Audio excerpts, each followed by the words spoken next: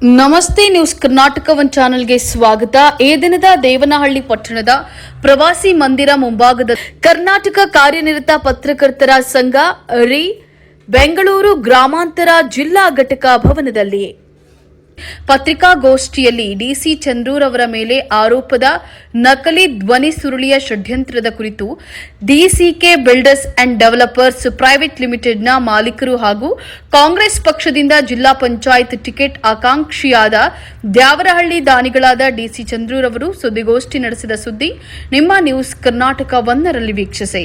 ರಾಜಕೀಯ ದುರುದ್ದೇಶದಿಂದ ಹಾಗೂ ವ್ಯವಹಾರಿಕ ವೈರಿಗಳಿಂದ ನಕಲಿ ಧ್ವನಿ ಸುರುಳಿಯ ಷಡ್ಯಂತರ ಕಾಂಗ್ರೆಸ್ ಮುಖಂಡ DC Chandru.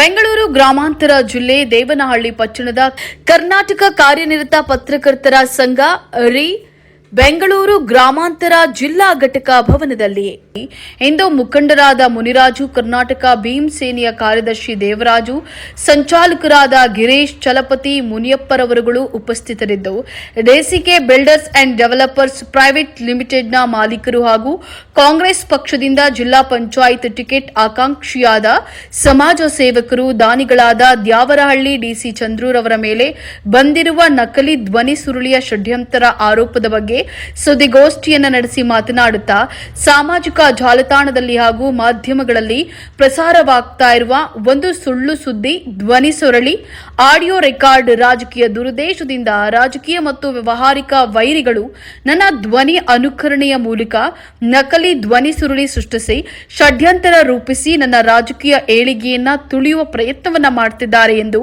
ಡಿಸಿಕೆ builders and developers private ಲಿಮಿಟೆಡ್ನ ಮಾಲೀಕರು ಹಾಗೂ ಕಾಂಗ್ರೆಸ್ ಪಕ್ಷದಿಂದ ಜಿಲ್ಲಾ ಪಂಚಾಯತ್ ಟಿಕೆಟ್ ಆಕಾಂಕ್ಷಿಯಾದ ಸಮಾಜ ಸೇವಕರು ದಾನಿಗಳಾದ ಕಾಂಗ್ರೆಸ್ ಮುಖಂಡರಾದ ದ್ಯಾವರಹಳ್ಳಿ ಡಿಸಿ ಚಂದ್ರೂರ್ ಅವರ ಸುದ್ದಿಗೋಷ್ಠಿಯಲ್ಲಿ ಸ್ಪಷ್ಟನೆಯನ್ನ ನೀಡಿದ್ದಾರೆ.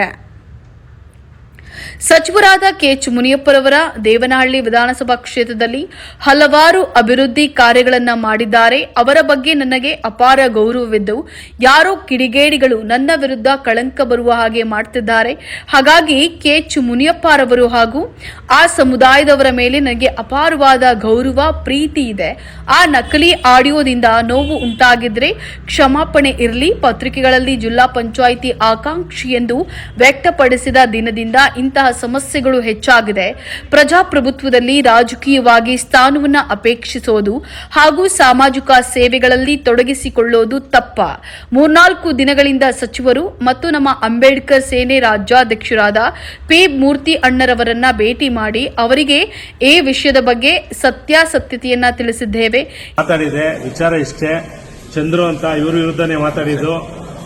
ನಾನು ನಿಜವಾಗ್ಲೂ ಈ ರಾಜ್ಯದಲ್ಲಿ ಯಾರೇ ಜಾತಿ ಬಗ್ಗೆ ಮಾತಾಡೋದು ನಾನು ಖಂಡಿಸ್ತೀನಿ. ಆದರೆ ಇವತ್ತು ಚಂದ್ರ ಬಗ್ಗೆ ನೇನೆ ನಾನು ಮಾತಾಡೋದು ನನಗೆ ಗೊತ್ತಿರಲಿಲ್ಲ. ಇವತ್ತು ಚಂದ್ರನೇ ಬಂದರು, ಅಣ್ಣ ಯಾಕಣ್ಣ ನನ್ನ ಬಗ್ಗೆ ವಿಡಿಯೋ ಮಾಡಿ ಹಾಕಿದ್ದೀರ ಅಂತೇಳಿ. ನಾನು ಹೇಳಿದೆ ಯಾಕಪ್ಪ ಹಿಂಗೆಲ್ಲ ನಮ್ಮ ಸಮುದಾಯ ಬೈದ ನಾನೇ ಯಾವ ಸಮುದಾಯ ಅಂತ ಹೇಳಿದ್ರು. ಸೊ ನನಗೆ ಈಗ ಗೊತ್ತಾಯ್ತು ಚಂದ್ರು ನಮ್ಮವರೇ ಪಕ್ಕ ದಲಿತರು ಅಂತೇಳಿ. ಬಟ್ ಈ ವಿಡಿಯೋ ಬಂದು ಚಂದ್ರವ್ರು ಮಾತಾಡಿಲ್ಲ, ಯಾರೋ 2 ವರ್ಷಕ್ಕೆ ಹಿಂದೆನೇ ಮಾತಾಡೋ ಕುತಂತ್ರ ಮಾಡಿ ಚಂದ್ರಿಗೆ ಕಳಂಕ ತರಬೇಕಂತ ಹೇಳಿ ಈ ವಿಡಿಯೋ ಮಾಡಿ ಎಲ್ಲಾ ಕಡೆ ಪ್ರಚಾರ ಮಾಡಿದ್ರು. ಸೊ ನನಗೂ ಆ ರೀತಿ ಒಂದು ಮಿಸ್ಕಮ್ಯುನಿಕೇಶನ್ ಮಾಡೋದು. ಹಾಗಾಗಿ ಚಂದ್ರನೇ ನೇರವಾಗಿ ಬಂದಿದ್ದಾರೆ. ಚಂದ್ರ ಏನಾಯ್ತು ಹೇಳಪ್ಪ? ಅಣ್ಣ, ಎಲ್ಲರಿಗೂ ನಮಸ್ಕಾರ.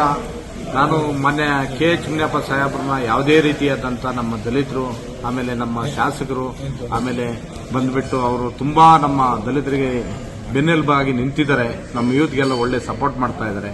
ನಾವು ರಾಜಕೀಯದಲ್ಲಿ ಇಂದಿನಿಂದಲೂ ಕಾಂಗ್ರೆಸ್ ಅಲ್ಲೇ ಇರೋದ್ರಿಂದ ನಮ್ಮ ಕಾಂಗ್ರೆಸ್ನಲ್ಲಿ ಇರ್ತಕ್ಕಂಥ ಸ್ವಲ್ಪ ಜನನು ಕಣ್ಣು ಒರೆಸಲಾಗದಂಥ ವಿಚಾರಗಳನ್ನು ಈ ಆಡಿಯೋ ಮುಂದೆ ಬಂದ್ಬಿಟ್ಟು ಏನ್ ಮಾಡಿದ್ದಾರೆ ಅಂದ್ರೆ, ಹಿಂದೆ ನಾವು ಏನು 1.5 ವರ್ಷ 2 ವರ್ಷ ಅಂತ ಹಿಂದೆ ಯಾರೋ ಫೇಕ್ ವಿಡಿಯೋ ಮಾಡಿಬಿಟ್ಟು ಅದನ್ನ ಕುಡಿದ್ಬಿಟ್ಟು ಮದ್ಯಪಾನ ಮಾಡಿಬಿಟ್ಟು ಅದನ್ನ ಆಡಿಯೋ ಪ್ಲಸ್ ವಿಡಿಯೋ ಅಂತ ಹೇಳ್ತಾರೆ. ಆ ವಿಚಾರ ನಮಗೂ ಗೊತ್ತಿಲ್ಲ, ಅದು ಬಿಟ್ಬಿಟ್ಟಿದ್ದಾರೆ. ಆ ವಿಚಾರವಾಗಿ ನಾನು ಮಾನ್ಯ ಅಣ್ಣ ಹತ್ರ ಬಂದು ನಾನು ಕೇಳ್ಕೊಂಡಾಗ ಏನಣ್ಣ ಈ ತರ ಎಲ್ಲ ಆಗಿದೆ ಅಂತ ವಿಚಾರ ನನಗೆ ಮುಟ್ಟಿದ ತಕ್ಷಣ ನನ್ನ ಅಣ್ಣ ಬಂದು ಭೇಟಿಯಾದೆ.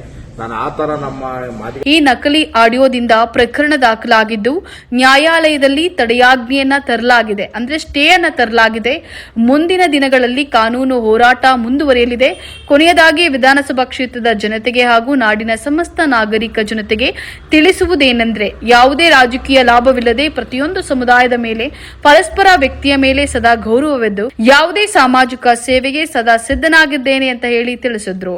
ಇದೇ ಸಂದರ್ಭದಲ್ಲಿ ಮುಖಂಡರಾದ ಮುನಿರಾಜು, ಕರ್ನಾಟಕ ಭೀಮ್ ಸೇನೆಯ ಕಾರ್ಯದರ್ಶಿ ದೇವರಾಜು, ಸಂಚಾಲಕರಾದ ಗಿರೀಶ್, ಚಲಪತಿ, ಮುನಿಯಪ್ಪ ಸೇರಿದಂತೆ ಹಲವು ಮುಖಂಡರು ಭಾಗಿಯಾಗಿದ್ದರು.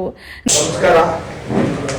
ಮಧ್ಯಮ ಮೀಡಿಯಾ ವರ್ಗದವರು, ಟಿವಿ ವರ್ಗದವರು, ರಾಜಕೀಯ ದುರುದ್ದೇಶದಿಂದ ಹಾಗೂ ವೈವಾಹಿಕ ವೈರಿಗಳಿಂದ ನಕಲಿ ಧ್ವನಿ ಸುರುಳಿಸಿ ಷಡ್ಯಂತ್ರ ಮಾಡಿರುವ ಬಗ್ಗೆ ಸಾಮಾಜಿಕ ಜಾಲತಾಣದಲ್ಲಿ ಹಾಗೂ ಮಾಧ್ಯಮಗಳಲ್ಲಿ ಪ್ರಸಾರವಾಗುತ್ತಿರುವ ಒಂದು ಸುಳ್ಳು ಸುದ್ದಿಯ ಧ್ವನಿ ಸುರುಳಿಸಿ ಆಡಿಯೋ ರೆಕಾರ್ಡ್ ರಾಜಕೀಯ ದುರುದ್ದೇಶದಿಂದ ರಾಜಕೀಯ ಮತ್ತು ವ್ಯವಹಾರಿಕ ವೈರಿಗಳಿಂದ ನಕಲಿ ಧ್ವನಿ ಸೃಷ್ಟಿಸಿ ಷಡ್ಯಂತ್ರ ರೂಪಿಸಿ ನನ್ನ ರಾಜಕೀಯ ಏಳಿಗೆಯನ್ನು ತುಳಿಯುವ ಪ್ರಯತ್ನ ಮಾಡುತ್ತಿದ್ದಾರೆ ಎಂದು ಈ ಸಂದರ್ಭದಲ್ಲಿ ಹೇಳ್ತಾ ಇದ್ದೀನಿ. ಮಾನ್ಯ ಪರಮ ಪೂಜ್ಯ ಸಚಿವರಾದ KH ಮುನಿಯಪ್ಪ ಸಾಹೇಬರು, ದೇವನಹಳ್ಳಿ ಶಾಸಕರು, ವಿಧಾನಸಭಾ ಶಾಸಕರು, ದೇವನಹಳ್ಳಿ ವಿಧಾನಸಭಾ ಕ್ಷೇತ್ರದಲ್ಲಿ ಹಲವಾರು ಅಭಿವೃದ್ಧಿ ಕಾರ್ಯಗಳನ್ನು ಮಾಡುತ್ತಿದ್ದಾರೆ. ಅವರ ಬಗ್ಗೆ ನನಗೆ ಅಗಾಧ ಗೌರವವಿದ್ದು, ಯಾರು ಕಿಡಿಗೇಡಿಗಳು ನನ್ನ ವಿರುದ್ಧ ಕಳಂಕ ಬರುವ ಹಾಗೆ ಮಾಡಿದ್ದಾರೆ. ಹಾಗಾಗಿ KH ಮುನಿಯಪ್ಪ ಸಾಹೇಬರನ್ನು ಹಾಗೂ ಸಮುದಾಯದವರ ಮೇಲೆ ನನಗೆ ಅಪಾರವಾದ ಗೌರವ, ಪ್ರೀತಿ ಇದೆ. ಆ ನಕಲಿ ಆಡಿಯೋದೊಂದಿಗೆ ನೋವು ಉಂಟು ಮಾಡಿದ್ದಾರೆ. ಜಿಲ್ಲಾ ಪತ್ರಿಕೆಗಳಲ್ಲಿ ಜಿಲ್ಲಾ ಪಂಚಾಯಿತಿ ಆಕಾಂಕ್ಷಿ ಎಂದು ವ್ಯಕ್ತಪಡಿಸಿದ್ದ ದಿನದಿಂದ ಇಂತಹ ಸಮಸ್ಯೆ ಹೆಚ್ಚಾಗುತ್ತಾ ಇದೆ. ಪ್ರಜಾಪ್ರಭುತ್ವದಲ್ಲಿ ರಾಜಕೀಯವಾಗಿ ಸ್ಥಾನವನ್ನು ಅಪೇಕ್ಷಿಸುವುದು ಹಾಗೂ ಸಾಮಾಜಿಕ ಸೇವೆಗಳಲ್ಲಿ ತೊಡಗಿಸಿಕೊಳ್ಳುವುದು ತಪ್ಪ. 3-4 ದಿನಗಳಿಂದ ನಮ್ಮ ಅಂಬೇಡ್ಕರ್ ಸೇನೆ ಅಧ್ಯಕ್ಷರಾದ P. ಮೂರ್ತಣ್ಣನವರನ್ನು ಭೇಟಿ ಮಾಡಿ ಅವರಿಗೆ ಈ ಮೇಲ್ಕಂಡ ವಿಷಯದ ಬಗ್ಗೆ ಸತ್ಯ ಅಸತ್ಯತೆಯನ್ನು ತಿಳಿಸಿದ್ದೇನೆ. ನಕಲಿ ಆಡಿಯೋದೊಂದಿಗೆ ಪ್ರಕರಣ ದಾಖಲಾಗಿದ್ದು ನ್ಯಾಯಾಲಯದಲ್ಲಿ ತಡೆಯಾಜ್ಞೆ ಸಹ ಸಿಕ್ಕಿರುತ್ತದೆ. ಕೊನೆಯದಾಗಿ ವಿಧಾನಸಭಾ ಕ್ಷೇತ್ರದ ಜನತೆಗೆ ಹಾಗೂ ನಾಡಿನ ಸಮಸ್ತ ನಾಗರಿಕ ಜನತೆಗೆ ತಿಳಿಸುವುದೇನೆಂದ್ರೆ, ಯಾವುದೋ ರಾಜಕೀಯ ಲಾಭವಿಲ್ಲದೆ ಪ್ರತಿಯೊಂದು ಸಮುದಾಯದ ಮೇಲೆ, ಪರಸ್ಪರ ವ್ಯಕ್ತಿಯ ಮೇಲೆ ಸದಾ ಗೌರವವಿದ್ದು ಯಾವುದೇ ಸಾಮಾಜಿಕ ಸೇವೆ ಸದಾ ಸಿದ್ಧರಾಗಿರುತ್ತೇನೆ ಮಾಡಕ್ಕೆ. ಮತ್ತು ಈ ನ್ಯಾಯಾಲಯಕ್ಕೆ ಪ್ರಕರಣದಲ್ಲಿ ಸಲ್ಲಿಸಿರುವುದರಲ್ಲಿ ನಮ್ಮದೇ ಗ್ರಾಮದ ಕಿಡಿಗೇಡಿಯೂ ಸಹ ನಾನು ದಾರಿಯಲ್ಲಿ ತೋರಿಸುತ್ತಿರುತ್ತೇನೆ. ಮುಂದಿನ ದಿನಗಳಲ್ಲಿ ಸತ್ಯ ಅಸತ್ಯಗಳನ್ನು ನ್ಯಾಯಾಲಯದಲ್ಲಿ ಬರುತ್ತೆ ಅನ್ನೋದು ಕಾದು ನೋಡ್ಬೇಕಾಗಿರ್ತಕ್ಕಂಥ ಎಲ್ಲ ವಿಚಾರ. ಮಾಧ್ಯಮದ ವರ್ಗದವರು ಆಮೇಲೆ ಎಲ್ಲರಿಗೂ ಹೊಂದಿಸುತ್ತಾ ನನ್ನ ಈ 2 ಮಾತುಗಳನ್ನು ಮುಗಿಸ್ತಾ ಇದ್ದೇನೆ. ಜೈ ಭೀಮ್, ಜೈ ಹಿಂದ್, ಜೈ ಕರ್ನಾಟಕ. ಯಾರ್ಯಾರು ಮಾತಾಡಿರೋದು ಬೇಜಾರಾಗಿದೆ ಸರ್, ಆಡಿಯೋದಲ್ಲಿ ಅದು ಕೇಳ್ಪಟ್ಟಾಗ ಅದಕ್ಕೆ ನಮ್ಗೆ ಸಂಬಂಧಪಟ್ಟಂಗೆ ನಮ್ಮ ಹೆಸರು, ನಮ್ಮ ಧ್ವನಿಯನ್ನು ಇದು ಮಾಡಿದ್ದಾರೆ. ಯಾರು ಅಂತ ನಮ್ಗೂ ಗೊತ್ತಾಗ್ತಾ ಇಲ್ಲ. ಅದು ಅದಕ್ಕೆ ಸಂಬಂಧಪಟ್ಟಂಗೆ ಸ್ಟೇಷನ್ ಅಲ್ಲಿ ಏನು NCR ಮಾಡಿದಾರೆ. ಅದಕ್ಕೆ ನಾನು ಪೊಲೀಸ್ ಮಾಧ್ಯಮದಲ್ಲಿ ಅದನ್ನ ಮುಂದಿನ ದಿನಗಳಲ್ಲಿ ಏನು ಅಂತ ಗೊತ್ತಾಗುತ್ತೆ. ಪರ್ಟಿಕ್ಯುಲರ್ ಫೋಟೋ ಬಳಸ್ಕೊಂಡಿದ್ದಾರಾ ಸರ್? ಫೋಟೋ ಎಲ್ಲ ಬಳಸಿ ಹಾಕಿದ್ದಾರೆ. ನಂದು ಫೇಸ್ಬುಕ್ ಅಲ್ಲಿ ಅದು ಫೋಟೋಸ್ ಎಲ್ಲ ಬರೋದನ್ನೆಲ್ಲ ಬಳಸಿಕೊಂಡು ಬೇಕು ಅಂದ್ರೆ ಸೃಷ್ಟಿ ಮಾಡಿ ಹಾಕಿದ್ದಾರೆ. ಅದು ನಿಮ್ದೇನಾ? ಅಲ್ಲ, ಅದು ಆಡಿಯೋ ನಂದು ಅಲ್ವೇ ಅಲ್ಲ. ಆಡಿಯೋ ನಂದು ಅಲ್ವೇ ಅಲ್ಲ. ಅದು ನಾನು ಮಾಡೂ ಇಲ್ಲ. ನಾನು ಯಾವುದೇ ತರ ನನ್ನ ಧ್ವನಿನ ಸುರುಳಿ ಕಂಪ್ಲೇಂಟ್ ಕೊಟ್ಟು FSL ಅಲ್ಲಿ ಅದನ್ನ ತನಿಖೆ ಮಾಡಿಸ್ಬೋದಲ್ಲ, ಯಾರು ಮಾಡ್ತಾ ಇದ್ದಾರೆ. ಅದಕ್ಕೆ ಸರ್ ನಾವು ನ್ಯಾಯಾಲಯಕ್ಕೆ ಹೋಗಿದೀವಿ. ನ್ಯಾಯಾಲಯದಲ್ಲಿ ಇದನ್ನೆಲ್ಲ ನಾವು ಸಬ್ಮಿಟ್ ಮಾಡಿದ್ವಿ. ಆ ಡಾಕ್ಯುಮೆಂಟ್ ಸಮೇತ ನಿಮ್ಗೆ ಕೊಡ್ತಾ ಇದ್ದೀನಿ, ಪ್ರೊಡ್ಯೂಸ್ ಮಾಡ್ತಾ ಇದ್ದೀನಿ. ಕೋರ್ಟಲ್ಲಿ ಏನು ಸಿಕ್ಕಿದೆ, ದಾಖಲೆ ಸಮೇತ ಎಲ್ಲ ಪ್ರೊಡ್ಯೂಸ್ ಮಾಡಿದ್ದೀನಿ, ಅದೆಲ್ಲ ನಿಮ್ಗೆ ಕೊಡ್ತಾ ಇದ್ದೀನಿ. ಅಲ್ಲ, ನಿಮ್ಮ ಅಪಪ್ರಚಾರ ಮಾಡಿರೋದ್ರ ಮೇಲೆ ಯಾರಾದ್ರೂ ಪೊಲಿಟಿಕಲ್ ಇದೆ. ಅದೇ ನಾನು ಇದ್ರಲ್ಲಿ ಹೇಳಿದ್ನಲ್ಲ, ನಮ್ಮ ಗ್ರಾಮದಲ್ಲೇ ಒಬ್ಬ ಕಿಡಿಗೇಡಿ ಬೇಕು ಅಂತ ಹೇಳಿ ಇದನ್ನೆಲ್ಲ ಮಾಡ್ತಾ ಇದ್ದಾರೆ. ಅವ್ರ ಹೆಸರೆಲ್ಲ ನಾನು ಕೋರ್ಟಲ್ಲಿ ಸಬ್ಮಿಟ್ ಮಾಡಿದ್ದೀನಿ, ಅದೆಲ್ಲ ಗೊತ್ತಾಗುತ್ತೆ. ಅಂದ್ರೆ ನಿಮ್ಮ ಮುಂದೆ ಜಿಲ್ಲಾ ಪಂಚಾಯತ್ ಇದು ಆಕಾಂಕ್ಷೆಯನ್ನ ಕಾರಣಕ್ಕೋಸ್ಕರ ಅವಾಯ್ಡ್ ಮಾಡಬೇಕು. ಹೌದು ಸರ್, ಈಗ ದೂರವಾಣಿ ಸಂಪರ್ಕದ ಮೂಲಕ ನೀವು ಆ ರೀತಿ ಮಾತಾಡಿರುವಂತದ್ದಾಗಿದೆಯಾ ಅಥವಾ ಬೇರೆ ರೀತಿಯಲ್ಲಿ ಪರಸ್ಪರ ಸ್ನೇಹಿತರ ಜೊತೆ ಮಾತಾಡಬೇಕಾದ್ರೆ ಅದಕ್ಕೆ ನಾನು ಯಾವುದೇ ರೀತಿ ಸಂಭಾಷಣೆ ಯಾರೋ ಮದ್ಯಪಾನ ಮಾಡಿ ಕ್ರಿಯೇಟ್ ಮಾಡಿ ಬಿಟ್ಟಿರ್ತಕ್ಕಂತ ಅದು ಆಡಿಯೋ ಅದರಲ್ಲಿ ನನಗೆ ಸಂಬಂಧಪಟ್ಟಂಗೆ ಯಾವುದೇ ರೀತಿಯಲ್ಲಿ ನನ್ನ ಇದರಲ್ಲಿ ನಾನು ಯಾವುದೇ ಸಮುದಾಯದ ಬಗ್ಗೆ ಆಗ್ಲಿ, ಯಾವುದೇ ಜಾತಿ ಬಗ್ಗೆ ಆಗ್ಲಿ, ಯಾವುದೇ ರೀತಿಯಾದಂತ ನಾನು ಮಾತಾಡೋದು ಇಲ್ಲ. ನಾನು ಮಾತಾಡೋದು ಮುಂದಿನ ದಿನಗಳಲ್ಲಿ ನಾನು ಅದನ್ನ ಬಯಸೋದು ಇಲ್ಲ. ಯಾರು ಬೇಕು ಅಂತ ಸೃಷ್ಟಿ ಮಾಡಿ ಬಿಟ್ಟಿರ್ತಕ್ಕಂಥ ವಿಚಾರ. ನೀವು ಪತ್ರಿಕಾಗೋಷ್ಠಿ ಕರೆಯೋದಕ್ಕೆ ಪ್ರಮುಖ ಕಾರಣ ಏನಂದ್ರೆ ದಲಿತ ಪರ ಸಂಘಟನೆಗಳು ಈಗಾಗಲೇ NOC ಒಂದಾಗಿದೆ, ಇನ್ನೊಂದು 4-5 ಪ್ರಕರಣ ಆಗುತ್ತೆ. ಆತಂಕದಲ್ಲಿ ಬಂದು ಪತ್ರಿಕಾಗೋಷ್ಠಿ ಮಾಡ್ತಿದ್ದೀರಾ ಅಂತ ಹೇಳ್ತೀರಿ, ಪ್ರತಿಕ್ರಿಯೆ ಏನು ಸರ್? ಇದ್ರ ಬಗ್ಗೆ ಬಂದ್ಬಿಟ್ಟು ನನಗೆ ನನ್ನ ಗಮನಕ್ಕೆ ಬಂದಿದ ತಕ್ಷಣ ನಾನು ಕಾನೂನು ಅಡಿಯಲ್ಲಿ ಹೋಗಿ ಏನು ಇದೆಯೋ ಅದನ್ನ ಸಲ್ಲಿಸಿದ್ದೀನಿ. ನನಗೆ ನ್ಯಾಯ ಸಿಗ್ಬೇಕು. ಇದ್ರಲ್ಲಿ ನಾನು ಯಾವುದೇ ರೀತಿಯಾದ ಅಡಿಯ ನಾನು ಮಾಡಿಲ್ಲ. ಜನಕ್ಕೆಲ್ಲ ಇದು ಅಪಪ್ರಚಾರ ಮಾಡಿ ಅಗೌರವ ತರಕ್ಕೆ ನನಗೆ ಕಳಂಕ ಉಂಟು ಮಾಡಕ್ ಮಾಡಿದ್ದಾರೆ. ಹಾಗಾಗಿ ಇದನ್ನೆಲ್ಲ ನಾನು ನಿಮಗೆ ತಿಳಿಸಕ್ಕೆ ಜನಗಳ ಮುಂದೆ ಗೊತ್ತಾಗಲಿ ಅಂತೇಳಿ ನಿಮ್ ಮುಂದೆ ಇವತ್ತು ನಾನು ಬಂದು ನಂದು ಪ್ರತಿಕ್ರಿಯೆ ಒಬ್ಬೊಬ್ಬರು ಪ್ರಗತಿನ ಪತ್ರಿಕಾಗೋಷ್ಠಿಗೆ ಒಟ್ಟಾರೆ ಸಾರಾಂಶ